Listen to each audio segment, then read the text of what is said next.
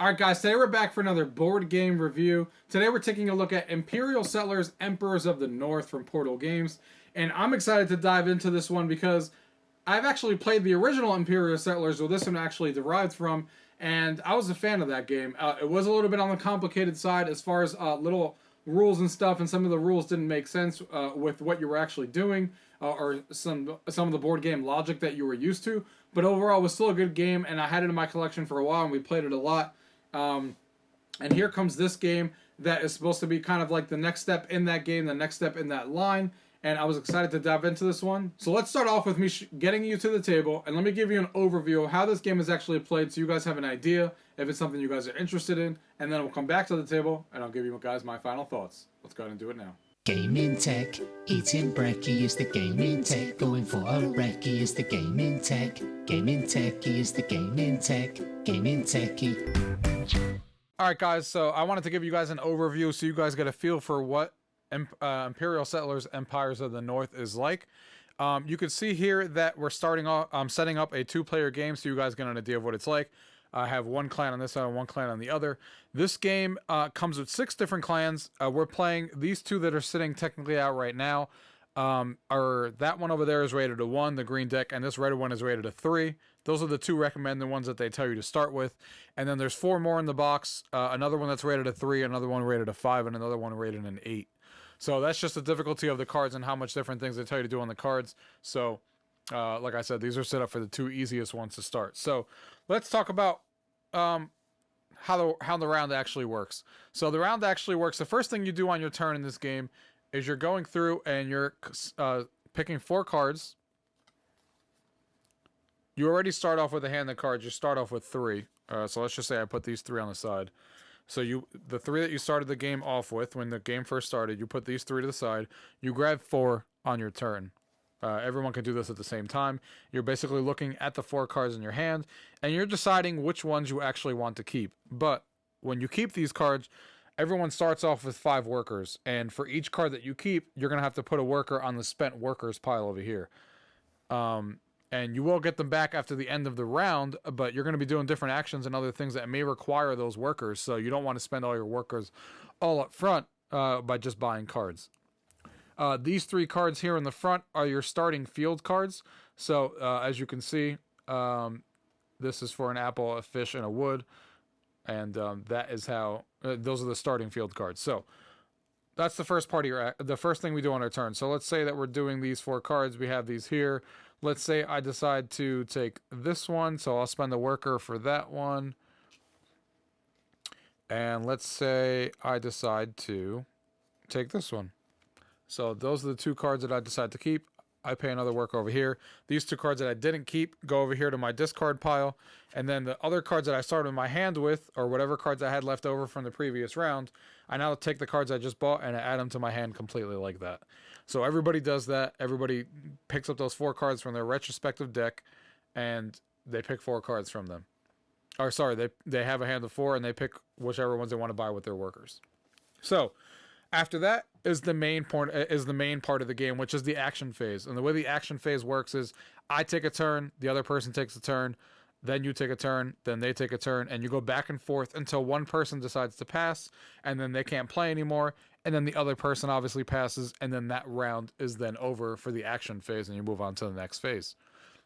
So, what are some of the actions you could do in the game? So, some of the actions you could do on the game is to build. And you can see here on the top, it says spend to build. So, over here, to build this card, I need a wood and a stone. Over here, I need wood, a stone, and a wood and a stone. So, for one of my actions, you start off with, I forgot to actually grab mine. You start off with these resources in front of you. So, I got 2, everyone starts off with something different. So, I have a tomato, a fish, and 2 wood. So, that's how you start the game off. So, what I could do, then if I want to, obviously I can just play this wood card. So let's say I decide to play this wood card. Well, this is actually not a good card to play because the ability would do me nothing right now. So let's say I decided to... Actually, I can't play any of these cards right now because the other ones require a stone. So let's just pretend that I had a stone in my hand from later rounds.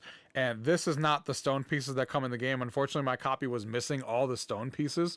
So they're actually sending me you know, the replacements for that. They already responded really quickly. But so pretend I have a stone in my hand, so I decide to play this card. And a feature is just a card that says, you know, you could use it each time you sail, you gain 1 sheep. So it's just something that's an ability that's active throughout the whole game. So I take that, I pay the stone that this card is requiring, I put the card down in front of me. Let me move my camera down.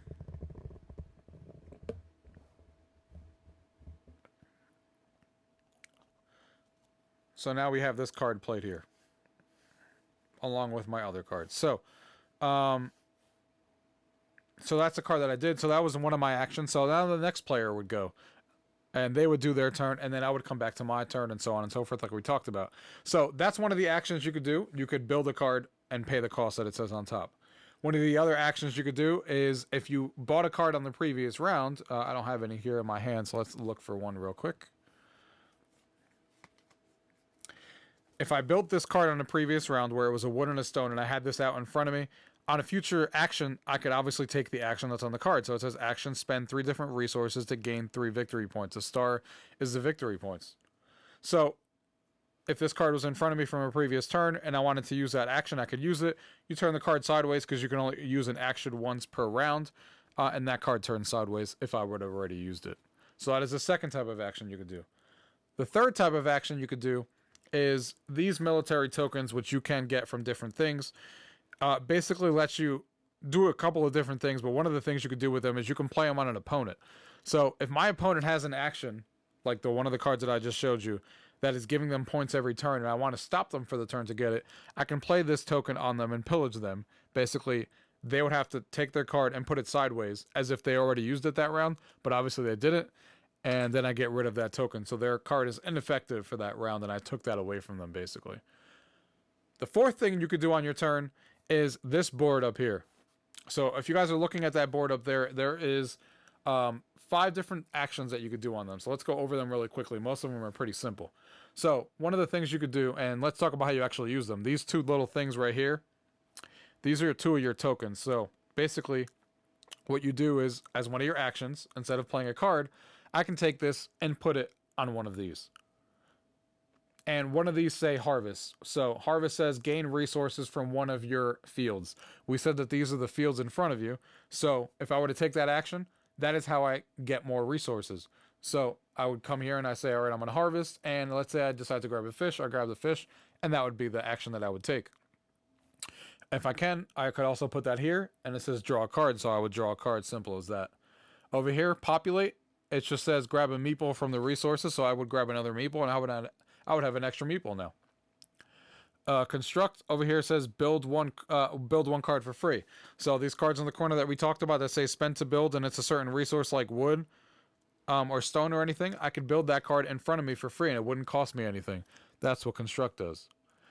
The last thing you could do is sail, which we'll talk about at the very end here. But sail is basically you just taking your ships and you put a ship over here on the corner. And we'll talk about that at the end of how that works. But let's say I decide to put that there, and my partner decides to put one there as well. We'll talk about that and come back to that in a little bit. So those are the actions you could do. Now, on a future turn, when it's my action again, if this was already here, I would have to go to an adjacent spot. So I can't go over here or over here if I started on harvest. Now for my last one, I would have to go to either sail or explore. And when you do that, you're using this thing for the second time, you flip it over to the X side. So now you know that this token is completely expended and you can't use it anymore this round that you're playing. So obviously you get 2 actions basically per one of these chips, because you can place it anywhere you want on top of one of these, and then in a future action that you do, you can move it to one of the adjacent spots and then flip it over to the X side and do that action, and then that's exhausted. You have 2 of these, so basically you're going to have a total of 4 actions that you're going to be doing in this middle circle, because I can take this, go here, I can take this one on a future turn, go here, the future turn I'll go to sail and flip that over to the X, and over here I'll go to construct and flip it over to the X. So that's the 4 actions that you're basically doing throughout the game. So you're going to go back and forth with your partner. You're going to be building cards, and you're going to be constructing cards in front of you. You're going to be taking resources, gathering resources, using your chips there in front of you, using your workers to some of the cards, and you're going to be going back and forth. Now, most of these say spend, and then it tells you a resource, but some of them also say things like populate to play. And when they're red like that, they're referring to the board over here. So some of the cards you don't actually have to pay a resource, but you have to use this chip I was talking about before and play it on the spot. So when it says populate to play, if I were to put this chip on the populate, before I take the action that is listed here, I would use this card, and it says populate to play. So it says an instant. An instant is a card that you immediately get rid of and put in your discard pile. It doesn't go in front of you because it's an instant card and it says gain 1 ship. So I would gain a ship, and I would put this in my discard pile, and that would be the end of that card. And then I would do what this populate says, which is gain a meeple from there and put it there. So that's another way you can play those cards. Once everyone is done playing their actions and everyone passes, then you're going to go and do the third phase, and the third phase is going to be over here. This is the expedition. So throughout the game, one of the actions you could take that I was talking about before is sailing.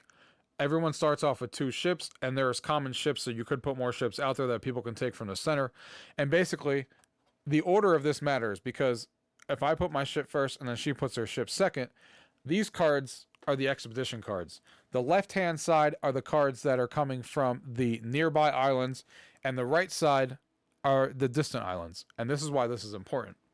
So the pillage action, each card has 2 different things you can do on it, either a pillage or a spend to conquer. So pillaging, if it's on the nearby islands, you can just pillage it. Even if all you have is a ship like we do right now, you can come in here, you can grab this card, you can pillage it. If you're the first person goes that's on the track, and they gain a victory point and 2 apples. Simple as that. And this goes to the discard pile and it gets thrown out. Now, if you wanted to use a populate action on the faraway islands, since those islands are further away, when you put these ships on here, you have to decide if you're going to do that, and you put a fish on top of here. So you're basically feeding the crew because it's going to be a further distance. So you take one of these cards from this side now, and they usually are better rewards, and over here you gain 2 wood, an apple, and a victory point. And again, on the pillage side, you just discard it, and it goes to the garbage. Now, instead of doing that, you can also use it for the other side of the card, which is spend to conquer. And you could see that it's telling you to spend those military raise tokens that I was talking about before.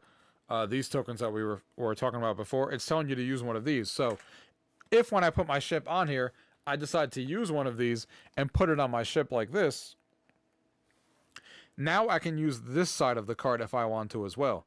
And when you spend to conquer, that means you're conquering the island. So basically what that means is you get to take the card from the board, and it actually goes in front of you and counts as one of your buildings in your empire. And the reason that that's important is because now this action that's listed here, now you have that as an action on a future turn that you could take, where this one says spend any 2 resources and you can populate. So basically any 2 resources and you can get a meeple right from over there. And it has a building bonus. When it says building bonus, that means as soon as you build this and it goes in front of you, you gain those resources right there. So I would gain a sheep and an apple as soon as I conquer this. So in order to conquer the nearby islands, you need the token that it's looking for, like it says right there, spend to conquer. But if you're conquering an island on the distant island, you still again need that fish. So you would get rid of the fish, and you need that token as well to be able to grab one of these and now do this one. So each player takes their turn and does that. So obviously the first person goes and they pick the card that they want and they do what they need to do. And then the second person goes and so on and so forth, depending on how many people are playing. And you do that on the card. They don't get replenished every time someone picks a card. They only get replenished when the round is completely over. That's why it's important to go first and who goes second, because you may want to pillage. You may see a card that you're looking for. If there's no cards on this side that you want, and you want to pillage on this side because you didn't put any fish or anything out, you could pick the top card from the deck and just do exactly what it says and just pick the top card. So you could do that as well. So there's always going to be an option for you. It just may not be the one that you actually want. So after everyone is done with the expeditions, then you do the cleanup. You basically come back and you take your tokens back from the middle of the board. Any action cards that were exhausted sideways go back straight up. These cards get replenished. You take these 4 out and you draw 4 new ones. You pass the first player marker to the next person, and then you're basically doing the exact same thing again. You're going to pick up 4 cards from your deck. You're going to look at those 4 cards. And your workers, most important thing, your spent workers go back to your pile of usable workers again. So you start the round again, you gain 4 cards, you look at those 4 cards, you decide which ones you want to buy, you put your workers that you're spending to buy each card, you put them over here, and then you add them to your hand, and then you start your hand again, and you can either, you go on like that, building buildings, upgrading your buildings, going on expeditions, sailing, harvesting, getting more resources and stuff like that, actions back and forth, until somebody reaches 25 points on the track over there. Once someone reaches 25 points, the round, if you got the 25 points during the action phase that we were talking about, the game immediately ends once that once that round is over. Once you finish the action phase and the expedition phase, then the game would end right there and you tally up your points. However, if you reach 25 points or somebody reaches 25 points when you're doing the expedition part of the round, then you actually do a whole nother round of, actions and expeditions before the game actually ends. Then you tally up your points, and the way that the points are tallied is really simple. Every single building that's in front of you, including the 3 basic ones that you start with, all count for 1 extra point. The resources, for every 2 resources you have, they count for a point. For every one of these, they count for a point, and that is not in the rulebook, but it is in the FAQs on their website. So that's something that's missing, that you do gain a point for each of those. So keep that in mind.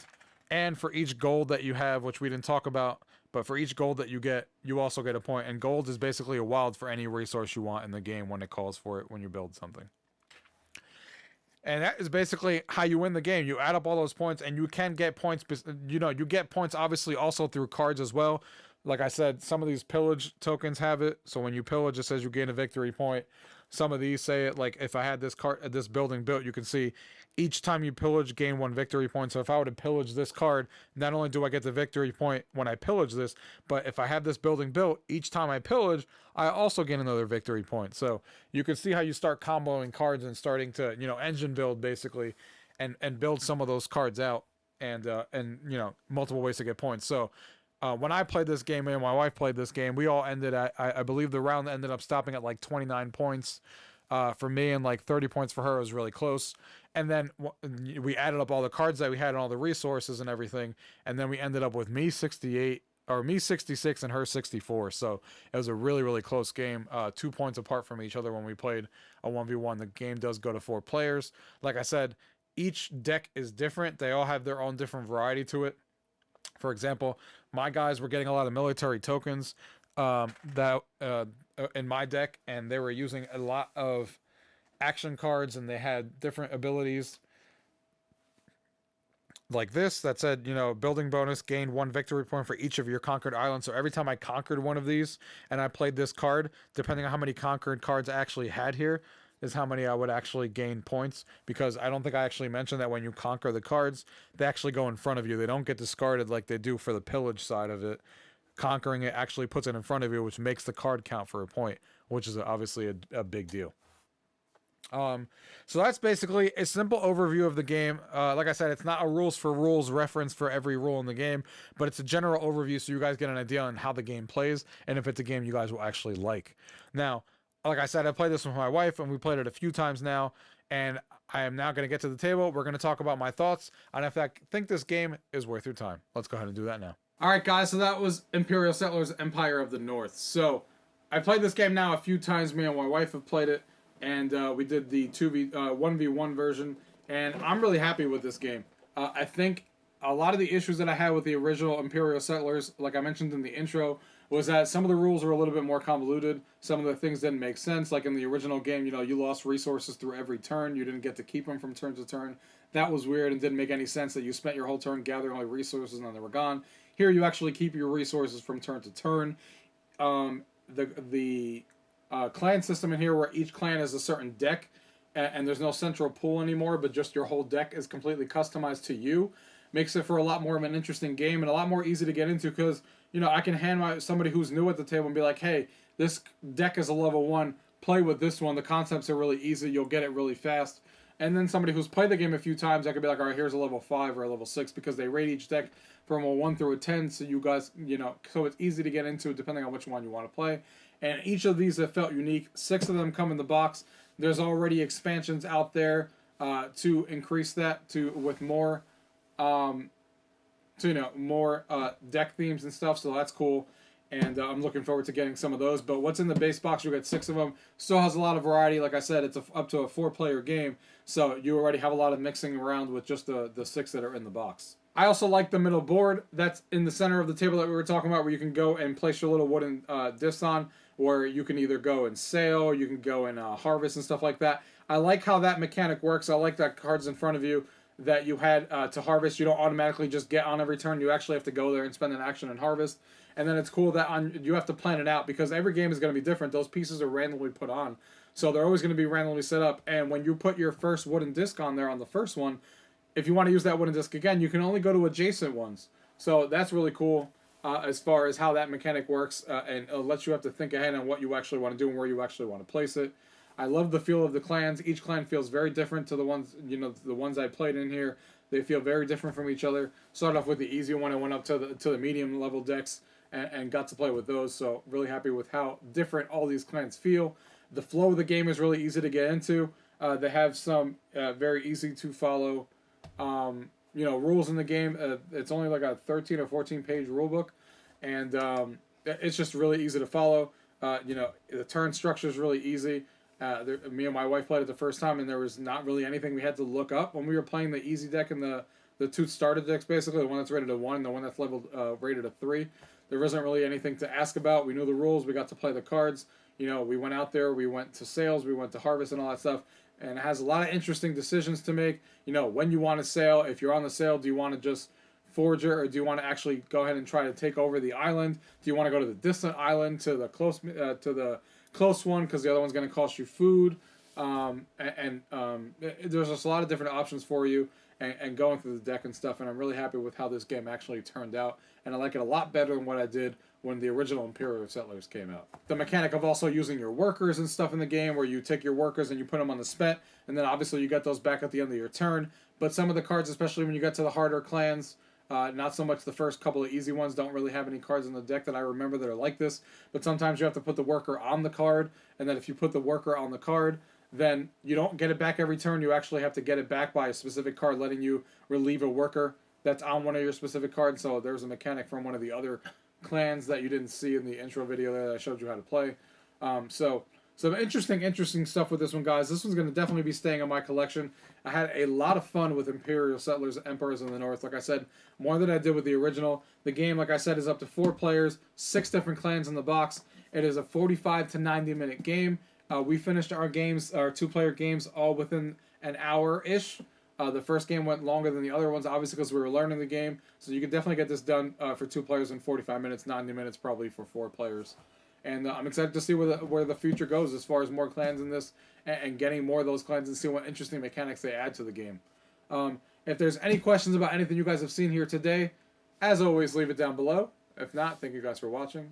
Till next time. UrGamingTechie is the gaming tech. UrGamingTechie, gaming tech. Eating brekkie is the gaming tech. Going for a recce is the gaming